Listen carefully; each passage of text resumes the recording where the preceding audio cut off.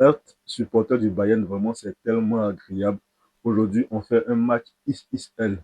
Bien vrai qu'il y a des choses à corriger, mais je pense que c'était une bonne prestation, 4 buts à 0, avec d'énormes ratés. Vraiment, être supporter du Bayern, c'est tellement incroyable. Regarde le jeu.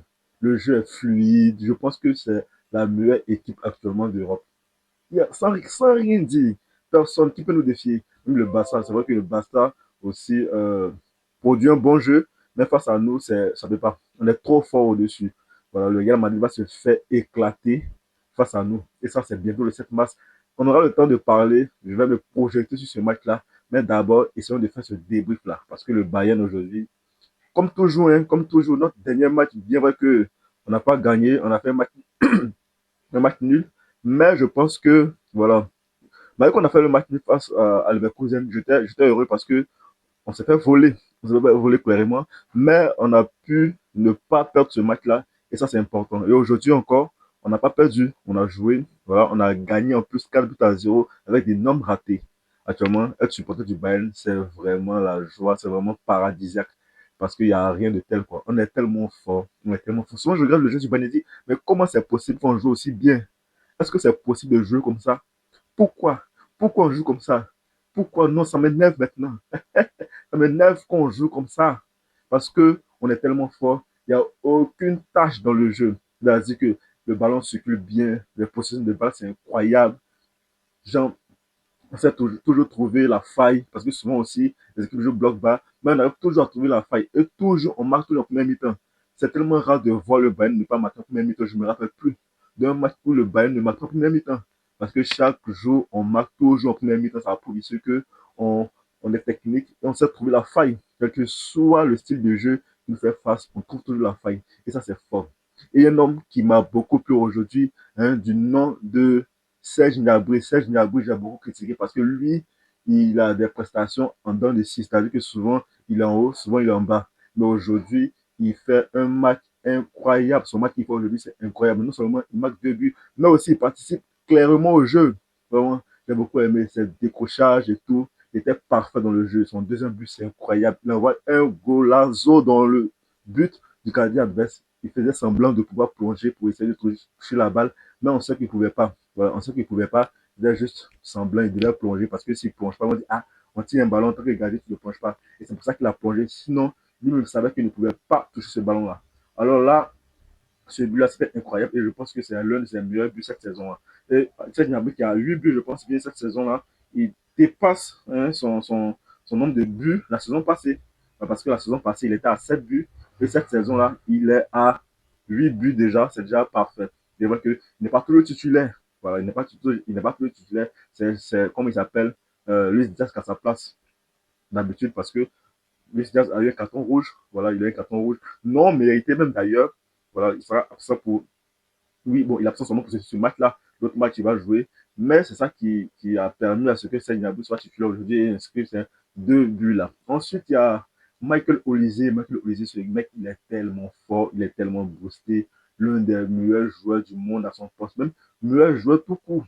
Parce que ce qu'il fait aujourd'hui, c'est incroyable. Regarde son but, il marque toujours à la Robert. C'est-à-dire, tu sais, en tant que défenseur, tu sais que c'est ce qu'il va faire, mais tu peux rien faire pour l'empêcher, en fait, parce que le gars, hein, il est tellement boosté, en fait. Il est tellement boosté, technique. Quand il fait comment ça, cette phase de corps, là, je sais pas comment on appelle ça, ce petit crochet extérieur, là, quand il fait ça, tu sais que c'est pied gauche enroulé, tu sais. En fait, tu sais, c'est ce qui est bizarre, en fait. Tu sais que c'est ce qu'il va faire, mais tu ne peux pas contrer ça, en fait. C'est pas si ça peut être mystique, mais tu sais que, en fait, le défenseur, il sait que quand il va partir comme ça, il va tourner, il va faire ce crochet-là. Il s'attend ensemble, il attend ce qu'on fasse ça avant de réagir. Mais au moment où tu veux réagir, c'est déjà trop tard, il y a un doute qui subvient. Donc, vraiment, Olivier, il est tellement fort aujourd'hui. Bien vrai qu'il n'a pas délivré de passe, mais je pense que c'est le meilleur passeur des 5 championnats d'Europe actuellement. Voilà, même Lamine Yamal fait pas mieux que lui. Et il vient aujourd'hui, il a marqué, c'est un gars, il a des stats de fou, de malade mental, ce gars-là. Il y a aussi Harry Kane qui vraiment, vraiment est incroyable cette saison. 31 buts en Bundesliga. Je pense que celui qui le suit à 15 ou 16 buts. Et je pense que c'est Luis Diaz ou le joueur de Stuttgart là. Mais vous voyez, c'est incroyable ce qu'il fait lui. C'est incroyable. En fait, on a tendance à minimiser un peu ces statistiques, mais je pense que c'est vraiment incroyable. Et moi, je vais faire une vidéo spéciale pour Harry Kane pour sa saison qu'il fait aujourd'hui. monstrueux. Monstrueux sur Harry Kane. Il est tellement fort, c'est l'un des meilleurs joueurs du 21e siècle. Regardez ses passes, regardez ses transitions, ses passes vraiment très longues qu'il fait pour les attaquants. Vraiment, c'est incroyable. Une passe à l'écart, une passe de très haut niveau. Ce gars, il est tellement fort, il est tellement boosté. Donc aujourd'hui, on a eu un doublé de Serge Gnabry, un but de, comment, de qui? Voilà, il s'appelle comment? Harry Kane et un but de Olysée. Leland Carl aujourd'hui qui a fait des nombres ratés, notamment avec un tir sur le poteau. Et oui, il y a aussi Harry Kane aussi qui a fait une grosse erreur en lobant le gardien, mais il a raté. Et ça, j'ai pas trop aimé parce qu'il était trop gourmand. Il est un peu obsédé par un record. Voilà, je pense bien. Il pouvait faire la passe à Olysée. Olysée était seul. Et je pense que si c'était Olysée à cette position-là, il allait faire une passe à Harry Kane. Et Harry Kane, aujourd'hui, j'ai pas trop aimé ça. Voilà. Souvent, ça peut créer des frustrations dans l'équipe. D'autres joueurs pourront dire, ah, j'étais là, je n'ai pas fait la passe. Donc, à mon tour aussi, ne lui rend pas le ballon. Voilà. Donc, souvent, il faut éviter ce genre de comportement qui pourrait nous mettre dans des situations inconfortables. Voilà. Mais je pense que dans l'ensemble, c'était bon. Maintenant, le point négatif que j'aimerais mentionner, je pense que j'ai déjà mentionné, c'est le manque de réalisme. Malgré qu'on a gagné 4 buts à 0, mais c'est pas bon. C'est pas bon parce que on a eu 9 grosses occasions manquées. Est-ce que vous vous en rendez compte? 9 grosses occasions manquées, ça prouve que vraiment il y a un manque de réalisme. Et ça, dans les grandes rencontres, il ne faut pas louper.